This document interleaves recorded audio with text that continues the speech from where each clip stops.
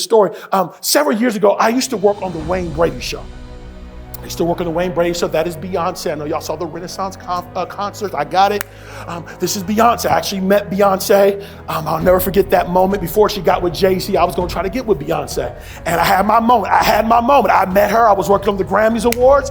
And she came and introduced herself to me. She came to me. She said, "What's your name?" I said, "What's your name?" I was so mad at myself. I never had that moment again, but that was my moment. But I just messed up. It's okay. I got a wonderful wife now. But I used to work on the Wayne Brady show. And on the Wayne Brady show, there were a lot of artists that came on. I was a production assistant. And we discovered about 4 months into the Wayne Brady show that it got canceled. The show got canceled. And I remember at that moment when we got that news, people were upset. They said Wayne Brady just won an Academy Award. He's an amazing talent. We had great producers. We had a great team. And the show just got canceled. It just wasn't getting the ratings that the people wanted. And I remember as I was sitting there, I remember everyone was so upset. And I was upset to an extent, but I understood I can't stay upset too long, because what I understood is when one door closes, another one's about to open. And for me, a production assistant wasn't my final destination. I knew this was a launching pad where I was getting ready to go. So the fact that the door closed was a sign to me, there's something coming, there's growth coming. Let me start to get excited because something is on the way. Well, because of this mindset and this perspective, I had a little different kind of attitude walking through the office. I still had a smile. I still had a pep in my step. And unfortunately, my boss didn't like that. And so my boss called me into the office and he sits me down and immediately he says, "You're fired, go home." I really didn't know what to say. I don't know if you've ever been in a situation where they just give you the word, "You're fired." I had no words. I didn't know what to say. I just got out the office, and here I am driving home on the 405 freeway in traffic, mad. Because now I'm starting to think about what just happened. I said, "Really? You just fired me?" Because I had a positive attitude. You just fired me because I'm happy that I'm getting closer to my vision? You just fired me when I'm working hard, I'm the first one there, I'm the last one leaving, I'm going to the grocery store, I'm getting pizzas, I'm making copies, I'm smiling, I'm watching people get promoted over me that I trained up, and you're gonna fire me? Really? I see people outside that just smoke their cigarettes all day, nothing wrong with that, but I'm just saying, and you're gonna fire me? I was upset. And so I'm driving up on the 405 freeway and I'm just upset, y'all. You know how it is. I'm like, oh yeah, when I get home, I'm opening my computer. When I get home, I'm about to give this person a piece of my mind. I'm ready to let loose. I'm ready to bring the smoke, all the smoke. Y'all still here? The smoke is ready. I get to my apartment and I open my laptop, and then I remember something my grandmother told me. She said, "Love your enemies." She said, "Love your enemies." I said, "Grandma, this is not the time to be hearing this message." And then I remember what a mentor once told me. He said, "Never burn your bridges, because you never know when you need that person again." I'm like, I ain't trying to hear this stuff right now. And then I remember another mention from my grandmother. She said, "Never allow the negative behavior of others to bring you down to their level." So here I am. I'm ready. I'm ready for the smoke. I'm ready. And these thoughts come to my mind. So I say, okay, regulate, muscle, regulate.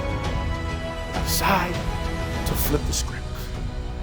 I start to email and I start to say to everyone in the production, "Thank you so much for the job. Thank you so much for the opportunity. Y'all were so amazing. Thank you for the chance to be amongst Wayne Brady, to be amongst the producers, to be a part of a show coming out of college. Like, thank you so much. Unfortunately, I just got fired, but thank you so much. I love y'all. Y'all are amazing. Have an incredible day." And I sent the email. And in less than 24 hours, I get a phone call. The phone call's from my boss's boss. He says, "We got an email from you that you got fired, but your boss never told us." So he never told you. So he made a decision without talking to leadership. And he said that people were upset because they felt you should have never been fired. your character speaks for you when you're not there. Another message for another decision. And then he says, do you want your job back? Oh, do I want my job back? Well, I gotta be 100 with y'all. I had just graduated and I was trying to make top ramen taste like steak. And quite frankly, I need to pay the bills. So I was like, yes, I want my job back. But he said, I'll make sure that it never happens again. So I walked back in the office because I believe love overpowers haters. Y'all see, I walk in the office, but I'm not done. Because within about a couple of weeks, I wrote my first book called Vision, The Answer to Generation X and Y. And the reason why my boss was so upset was because when I had downtime, I was working on my future. I was writing a book. And so my book was done. And he was so mad at me, he wanted me to sit there and do nothing because he wanted to stifle my progress. He was already hating, I just didn't recognize it yet. But when I finished my book, I appeared on national television and Wayne Brady introduced me and I told everyone about my book. He said, that young man is going places. That young man is going places.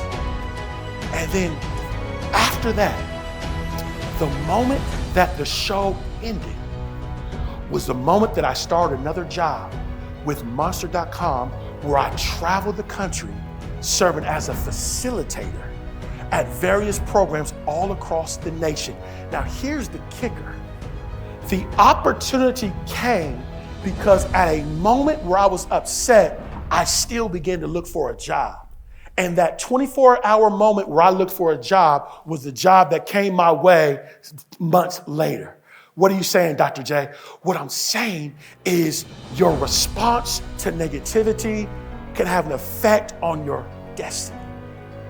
And in a moment where someone was hating, where someone was treating me the wrong way, where someone did me wrong, instead of allowing my triggers and bringing all the smoke in a negative way, I regulated it and then I responded.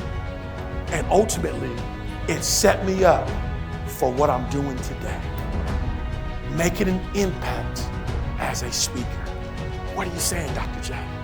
As leaders, there's gonna be challenges, there's gonna be obstacles, there's gonna be moments where you're gonna wanna say and do things that is outside of your character. But if you can identify the trigger and regulate it, I'm a witness that the outcome can be amazing. Number one, someone say identify and eradicate your triggers. Give yourself a round of applause.